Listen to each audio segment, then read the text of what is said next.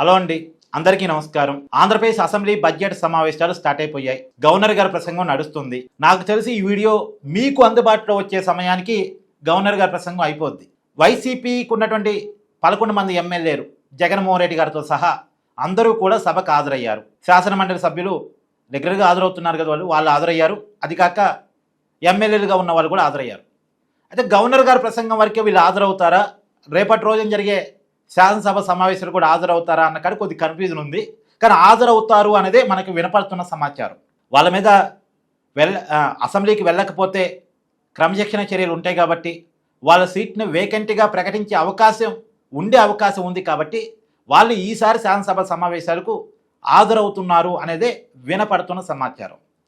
సరే, అసెంబ్లీ సభ్యులు అసెంబ్లీకి హాజరు కావటానికి కూడా గొప్పగా చెప్పుకోవాల్సి వస్తుంది.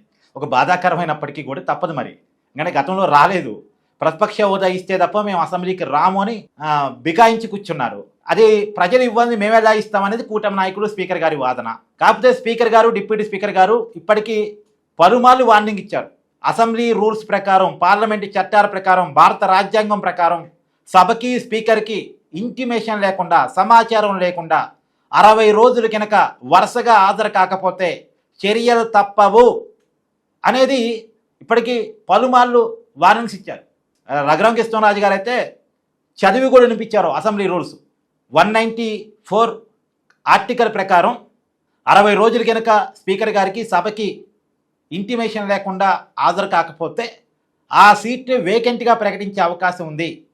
వేకెంట్గా ప్రకటించడం అంటే వైసీపీ ఎమ్మెల్యే ఆ సీటు ఎవరైతే కూర్చోవాలో ఆ ఎమ్మెల్యే అనర్హుడు అయిపోయినట్టు లెక్క. అక్కడ ఉప ఎన్నికలు వస్తాయి. నియోజకవర్గంలో ఉప ఎన్నికలు వచ్చాయనుకోండి, అధికార పార్టీకి అడ్వాంటేజ్గా ఉంటాయి ఉప ఎన్నికలు. ఇప్పుడు కూటమి అధికారంలో ఉంది, కూటమికి అడ్వాంటేజ్గా ఉంటాయి. అదిగాక ఇప్పుడు వైసీపీ ఎమ్మెల్యేలు ఏమని ఎన్నికలకు వెళ్ళాలి? మేము అసెంబ్లీకి వెళ్ళకపోవటం వల్ల మా మీద చర్యలు తీసుకున్నారు, మళ్ళా కూడా మేము అసెంబ్లీకి వెళ్ళాం, కానీ మాకు ఓటేయండి, మమ్మల్ని అసెంబ్లీ ఎమ్మెల్యేగా అంటే అసెంబ్లీ సభ్యుడిగా గెలిపించండి, మాకు ప్రోటోకాల్ కావాలి, మాకు జీతాలు కావాలి, మాకు అలవెన్సులు కావాలి, మాకు గవర్నమెంట్లు కావాలి, మా కారుకు స్టిక్కర్ కావాలి, కానీ వీటన్నిటి కోసం మమ్మల్ని ఎమ్మెల్యేగా గెలిపించండి అని ఓటు అడగలేరుగా. అసెంబ్లీకి పోనోడికి అసెంబ్లీ సభ్యుడిగా ఎందుకు ఓటు వేయాలని ప్రజలు అడుగుతారు. దానికి సమాధానం వైసీపీ ఎమ్మెల్యేల దగ్గర ఉండదు కదా. కాబట్టి ఎన్నికలు వస్తే ఇబ్బంది. కాబట్టి తప్పనిసరి పరిస్థితులు ఒక రాజకీయ ఒత్తిడిలో ఎమ్మెల్యేల ఒత్తిడి ప్లస్ స్పీకర్ గారు, డిప్యూటీ స్పీకర్ గారు ఇస్తున్నటువంటి వార్నింగ్స్ అన్నీ కలిసి వచ్చి మొత్తానికి శాసనసభ సమావేశాలకు వైసీపీ ఎమ్మెల్యేలు హాజరవుతున్నారు. వాళ్ళ డిమాండ్ని పక్కన పెట్టి, ప్రతిపక్ష హోదా ఇస్తే తప్ప మేము రాము అనేటువంటి ఒక డిమాండ్ని పక్కన పెట్టి హాజరవుతున్నారంటే లెక్క. వచ్చి కూడా ఇలా గోల చేస్తున్నారు. ఒక్కసారి చూపించే ప్రయత్నం చేస్తాం.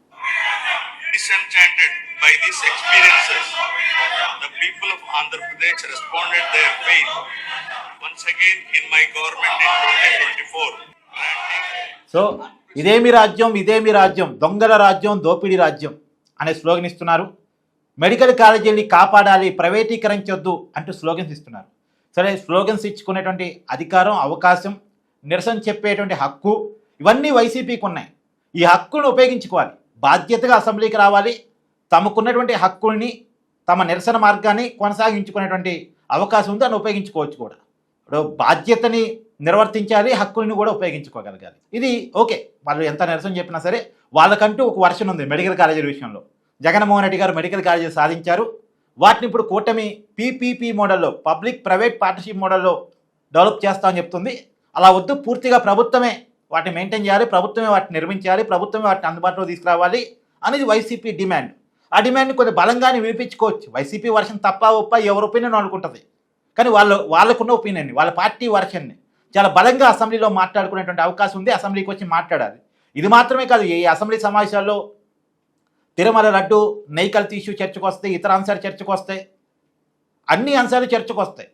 ఆ అంశాలను చర్చకు వచ్చినప్పుడు వైసీపీ తమ వాదనని, తమ వర్షన్ని బలంగా వినిపించుకునేటువంటి అవకాశం ఉంటుంది.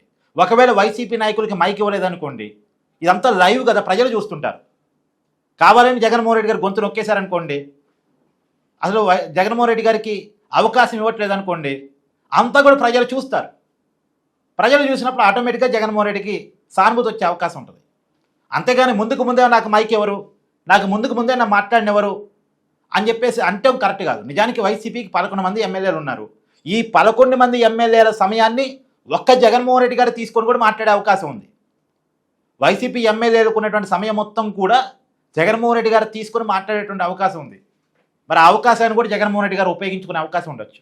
పైగా ఎమ్మెల్యేలు తమ నియోజకవర్గాల్లో తాము ఎక్కడి నుంచి అయితే ప్రాతినిధ్యం వహిస్తున్నారో, తమకు ఎవరైతే ఓటేశారో ఆ ఓటు వేసినటువంటి ప్రజల బాధలు, కష్టాలు, నియోజకవర్గాల్లో ఉన్నటువంటి సమస్యలు, వీటన్నిటిని కూడా ప్రశ్నించవచ్చు. ప్రశ్నోత్తరాల సమయం ఉంటుంది.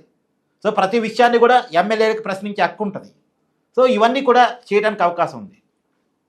అయితే గతంలో గవర్నర్ గారి ప్రసంగానికి వచ్చిపోయారు, తర్వాత అసెంబ్లీ సమావేశానికి హాజరు కాలేదు. గతంలో గవర్నర్ గారి ప్రసంగానికి వచ్చినప్పుడు ఒక అనుమానం ఏంటి అంటే, కేవలం అటెండెన్స్ కోసం వచ్చారు వీళ్ళ మీద చర్యలు ఉంటాయని ఒక భయంతో అనేది వచ్చింది.